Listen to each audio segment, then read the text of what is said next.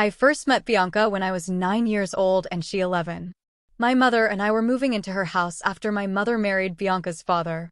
I remember Bianca leaning on the doorframe, smirking at me, while I held tightly to the teddy my father bought for me before he died. Bianca and I never saw eye to eye. She made it her goal in life to torment me. A year later, I was an unhappy child. My mother would constantly compare me to my stepsister, Bianca. She was everything I wasn't: gorgeous, popular, confident. I, on the other hand, was plain and awkward, invisible. Everyone always overlooked me. Even without Bianca in the room, I was still invisible. At school, it was the same story. I was the butt of jokes, the quiet girl in the front row, while Bianca flourished in attention, and I was just there. My mother would always say, "Erin, why can't you be more like Bianca?" As if I hadn't already tried my hardest to meet those impossible standards. One day, everything changed. I met Damien. We met at the park. I was hurriedly rushing through to my job as a librarian, my arms full of books. We bumped into each other. All the books toppled over. He smiled, apologized, and helped me gather the books. He was tall, with piercing blue eyes and a smile that seemed to warm even the coldest parts of my heart. I couldn't believe it when he noticed me. He asked for my number. Me, the girl no one ever saw. Our first date was like something out of a rom-com. He took me to a cozy little café where we talked for hours about books and everything that came to mind. I laughed more that night than I had in years. He made me feel like the most beautiful girl in the world, like I mattered. I knew then that he was my soulmate and I wanted to spend the rest of my life with him. Soon, we were inseparable. Movie nights, picnics in the park, surprise flowers at my door. He was perfect. He made me feel loved, cherished, and seen in a way I never thought possible. For the first time in my life, I believed I deserved happiness. The day he proposed was magical. He took me to the garden where we had our first kiss, a place filled with roses and twinkling fairy lights. As he knelt down with a diamond ring in hand, I couldn't hold back the tears. "Erin, I want to spend the rest of my life making you happy," he said. And I believed him. So, I said yes. But there was a problem. I had never met his family. Wedding planning was so hectic. I had no friends, so Mother and Bianca were with me throughout the whole process, making my life difficult. It started with the dress shopping. I thought it would be my moment, the one where I'd see myself in the mirror and realize I was finally the bride. But from the second we walked into the boutique, Bianca stole the show. She strutted through the racks, picking out gowns like they were meant for her. My mother was right there, pointing to dresses I didn't even like. Before I could try anything on, Bianca had one zipped up and was twirling in front of the mirrors. The shop assistants fawned over her, gasping about how stunning she looked. "You make a beautiful bride," one of them whispered. It stung, but I stayed quiet. Bianca giggled and said, "Oh, I'm not the bride. I'm just trying them on. You'll never know when my time will come." And then came the question that crushed me. "Wait, who's the bride?" When they realized it was me, the energy shifted. The excitement dulled. I tried on a few dresses, but every choice was met with comments from Bianca and my mother. "I wouldn't pick that if I were you," Bianca said. "If I were the one getting married, I'd choose something more dramatic." By the time we left, I didn't even want to dress anymore. Then came the cake tasting. I thought, this will be fun. How could it not be? It's cake. But no. Bianca and my mother turned it into yet another competition. "This one is far too sweet," Bianca declared, pushing her plate aside. My mother nodded, adding, "If I were choosing, I'd go with something more sophisticated." "But it's your wedding, dear." The way she said it, like my choices were beneath her, made me feel small. Every step of the planning was the same. Picking colors, deciding on a theme, choosing flowers. Every suggestion I made was met with, "I wouldn't do that," or "if I were the one getting married." They dominated everything, and I just let them. I told myself it didn't matter, that the only thing that mattered was Damien and me. But deep down, it hurt. This was supposed to be my moment, my fairy tale. Instead, it felt like I was living in Bianca's shadow, like I always had. All the choices I had made were Bianca's. The wedding day arrived, and I was a bundle of nerves. As I stood in front of the mirror in my bridal suite, I felt a twinge of disbelief. Was this really happening? Was I truly lucky enough to have found someone like Damien? The ceremony began, and as I walked down the aisle, I saw him waiting for me. He looked as handsome as ever. Most of the people in the crowd were Bianca's friends, her family, my family, and Damien's family and friends. The officiant started the vows, and I waited for Damien to declare his love, to promise me forever. But then, the words I never expected came from his mouth. I don't. Gasps echoed through the room, and my heart shattered. Damien stepped back, avoiding my gaze. I heard my stepsister, Bianca, laughing somewhere in the crowd. I begged Damien not to do this to me. It was then that the truth came out. Damien had never loved me. He had been dating my stepsister all along. She was expecting his child, and they were planning on getting married. She had used my wedding planning to figure out what she wanted and how she wanted her wedding to be, and my mother knew about it. It had all been a cruel game, a dare orchestrated by Bianca to humiliate me. She had challenged him to date the ugly duckling and break her heart in the most public way possible. And he had gone along with it, stringing me along, letting me believe in a love that never existed. I asked Bianca why she would go through such lengths to humiliate me. She told me that I stole her father's affection away, that she had to share everything with me and she had hated it. So she waited so long to punish me and she was happy. I looked to my mother and she told me to stop being selfish, that I should understand. Bianca and Damien were going to have a child, so they needed to get married. Mother prompted Bianca to go change and calm the crowd, telling them that there was still going to be a wedding so they should all remain seated. It was then I understood my wedding was to be Bianca's wedding. Bianca turned to me and said, "I hope you stay around. I want you to be one of my bridesmaids," and left.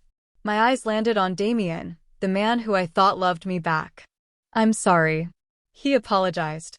As if sorry could miraculously shield me from this humiliation, as if it could heal me from this heartbreak. The room spun and tears blurred my vision. I fled, ripping off the veil. My mother called me once to tell me that I was selfish and inconsiderate for running out of Bianca's wedding, that I should have stayed and showed my support regardless of what happened. I hanged up on her and booked the next available flight away from them. A few weeks later, I was living in a small hotel till I could make more money since I spent most of it for my wedding. I received a call and he introduced himself as Adrian and asked if we could meet and talk. I had heard of Adrian, but I had never met him. He was unable to make it to the wedding. He was Damien's stepbrother. I accepted and met him at a very luxurious hotel, but as we sat to talk he was called away. He booked an executive room for me at the hotel and told me we would talk later. In the evening, Adrian showed up. He was nothing like his brother, and even in my emotionally wrecked state, I could see it. While Damien had been all superficial charm, Adrian was composed, intentional, and calm. "I have a proposal for you," he said over coffee. He laid out his terms in that quiet, assured tone of his. He wanted me to marry him. He didn't beat around the bush or try to sweeten the deal with empty flattery. Instead, he offered me something I never expected: stability and independence. He said I'd receive $30,000 a month just for being his wife, a house in my name, my own staff to take care of my home and needs, monthly trips to any country I wanted, a fleet of cars, and, most importantly, his time and energy. And if we had children, he'd increase everything ×2 with each child we had, even the staff. I stared at him, stunned. "Why would you do this? What's in it for you?" He smiled faintly. "Because I see potential in you. You deserve better than the hand life has dealt you, and I want to be the one to show you what you're truly worth." At first, I hesitated. It sounded too good to be true. But what did I have to lose? My life back home had been a constant reminder of how insignificant I was to the people who should have loved me. He could see the hesitation on my face and placed a brown envelope on the table. I took it, pulled out the papers, and read. It was 3 houses in my name. He asked me to choose the one I wanted, or I could take all 3. So I agreed to marry him, though I insisted on a period of engagement before we tied the knot. Adrian didn't just give me time, he gave me space to grow. He didn't force me into anything but encouraged me to find myself. One day, he surprised me with a bookshop café, a cozy, beautiful space where I could combine my love for books and coffee. For the first time in my life, I felt like my own boss, capable and in control. He also encouraged me to dress for myself, not for anyone else's expectations. He hired a stylist who helped me discover what I loved: soft, elegant outfits that made me feel confident. He encouraged me to grow out my hair, and though he loved my long reddish-brown hair, I eventually cut it to shoulder length because I wanted to. Adrian just smiled and said, "As long as you're happy, I'm happy." Somewhere along the way, what started as a business arrangement turned into something more. Adrian was patient, kind, and attentive. He noticed the little things, like how I loved to hum while organizing books, or how I hated mornings until I had my first cup of coffee. He made me feel seen. When we finally got married, it was a quiet, elegant affair, nothing like the spectacle of my first attempt. And that's when the vultures descended, my mother and Bianca. They arrived uninvited to our new home, all sugary smiles and false warmth. Adrian entertained them briefly, giving them just enough rope to hang themselves. "You've done so well for yourself, Erin," my mother said, her eyes darting around the luxurious living room. "And Adrian, what a wonderful husband you found." Bianca, draped in a tight designer dress with her little baby bump showing, chimed in, "Yes, Erin. You've really hit the jackpot." Adrian leaned back in his chair, his expression unreadable. "It's interesting, isn't it? How life works out. Damien always thought he was the golden boy." Bianca's face tightened. "Damien is a great guy." Adrian's smile didn't reach his eyes. "He is. But he's not entitled to any of the family fortune." That was something only my mother and I shared. The room went silent. My mother's expression faltered, and Bianca's face turned a shade paler. "What do you mean?" my mother asked carefully. "I mean," Adrian said, his tone almost bored, "that Damien and I don't share the same mother. Or father. I inherited everything while Damien didn't." Bianca's composure cracked. "You're lying. Damien is Mr. Donovan's son." Adrian raised an eyebrow. "Why would I lie?" "You know, it's funny, I heard you sought Damien out specifically." "Yes, he is my stepfather's son, but you see, they both decided to take up my father's name when he married my mother. Thought you'd be marrying into wealth. And yet, here you are, sitting in a house that belongs to the woman you thought you could humiliate." The color drained from Bianca's face. "I didn't." "Oh, but you did," Adrian cut her off, his voice sharp. "And now you're here, hoping for scraps from the table. But let me make one thing very clear, there's nothing here for you." My mother tried to recover, laughing nervously. "Adrian, we're family." Adrian's smile was cold. "Family? Funny. You weren't family when you treated Erin like an afterthought. You weren't family when you let your other daughter humiliate her. So, no, you're not family. You're vultures." Mother turned to look at me. "Erin, it's me, your mother. The one who carried you for 9 months and almost lost my life giving birth to you." Tears pooled in her eyes. I felt a little guilty, but she had stopped being a mother to me after Bianca entered our lives. Adrian placed his hand on mine and gave me a reassuring squeeze. I took a deep breath and said, "Please leave before I call security and have you thrown out." They left that day, humiliated and empty-handed. Bianca's fury was almost satisfying to watch. Adrian and I built a beautiful life together. He wasn't just my husband, he was my partner and my best friend. Over time, I fell in love with him, not for what he gave me, but for who he was. We had 4 children together, each one a joy and a reminder of how far I had come.